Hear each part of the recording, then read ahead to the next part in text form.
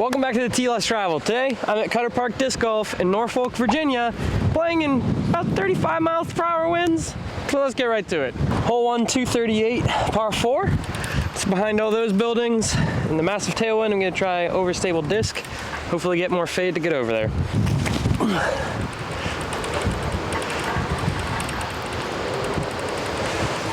See what we get from that. All right, so no look, but see what happens. Okay, that might be a putt. Ooh, it's just a little bit protected back here. This is the building. Maybe we can make a putt.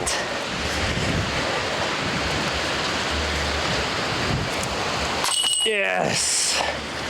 Amazing. Or am I gonna putt with the driver? Ooh, I don't know. It's gonna be an interesting round. Rusty boy. Hole 2, 290 foot par 4, over there by the tree.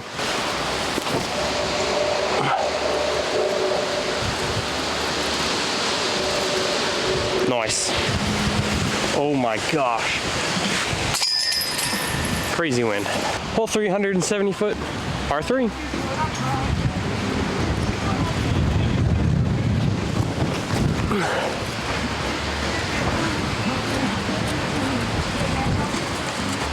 I think that went under the fence. All right, so we're all good.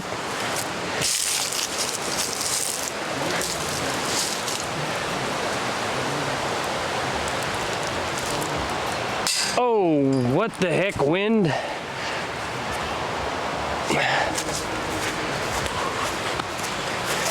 Lame. Probably should have moved away from the fence, but that's how it goes. Hole 4, 242 foot, par 4. Dead straight over there. Oh, wind. All right, so obviously in sand, but T-sign doesn't say anything about this being hazard or OB. Just gonna play it as is. See what we can do. Gosh, this is way too windy. I'm just gonna lay up.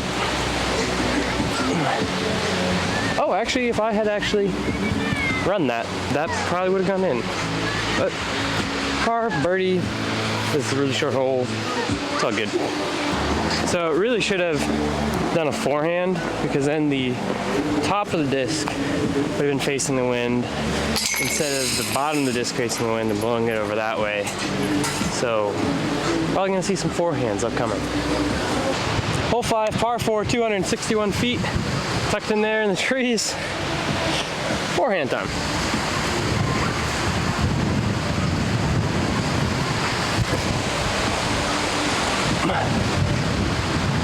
That would have been pretty good if I had thrown that way instead of that way, but so it goes. In the current episode of Putting in a Hurricane, what will Cam do?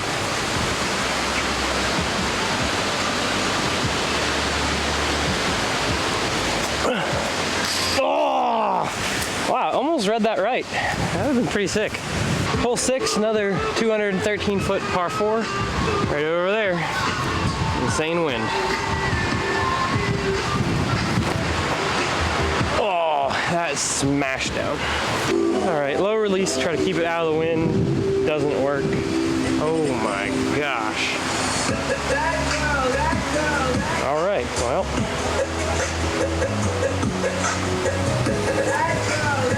Come on, get up. Get up there. Sweet. That was... Man, I don't know what I'm doing here. Not too bad. The little flex line helped keep it out of the wind. Well, at least from getting abused by the wind. But I think this is a really good learning experience as for what does wind do to my discs. So, pretty cool. Hole 7, 453 foot, par 5. Way out there in stiff headwinds, so I'm going with the most stable wraith.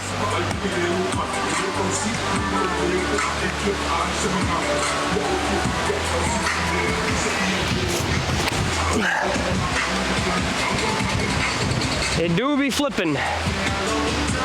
Yeah, maybe I should have thrown something more stable like a Thunderbird. So not terrible, probably about 150 short, but thrown into like a 30-mile-an-hour headwind. So let's get up and down.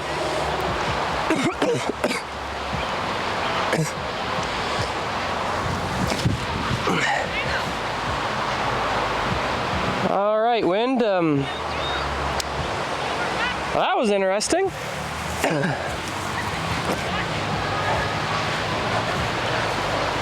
Huh. How about that?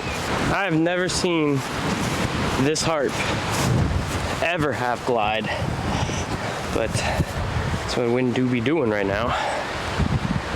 All right, massive tailwind. Probably need to put it like 60 feet above the basket. Oh, so close. Only 59 feet above the basket. Oh my gosh, that almost came out. Hole 8, it's 256 feet if you go that way, but it seems like they've enacted a mandatory sign, so still 256 foot par 4, just have the mandatory.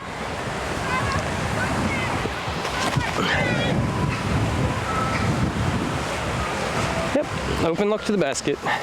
So debating between the forehand and throwing this on Anheuser. I don't like that tree there, so I'm gonna try the harp on Anheuser. Hope it just doesn't get destroyed by the wind.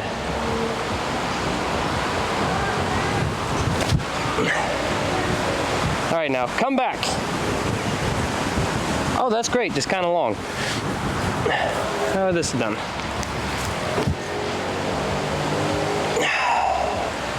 Well, that would have been perfect.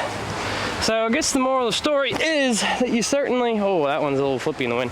Moral of the story is top of the disc toward the wind. It's just easier to do. So it did what we wanted to, held the angle, stayed flat, didn't get beat up by the wind, just threw it too far. But yeah, we're learning, especially for wind. All right, wind is this way, top of the disc will get pushed down. All right. Ah, dang it. I'm like so close to having it figured out, and then I'm just low. My miss is normally low anyways, especially on camera because I get nervous with you guys watching. But yeah, man, I hope you're enjoying this video and maybe learning some stuff for yourself what to do next time you're playing in crazy winds. Subscribe. All right, so I'm about to do something silly on this 480 foot par 5 dead straight 30 mile per hour some crosswinds. I'm gonna throw Wraith on Heiser that way. It flips up, gets grabbed by the wind, starts carrying that way, hopefully the maximum distance. If not, you know, I get part of the distance, then we're okay, because that's not OB.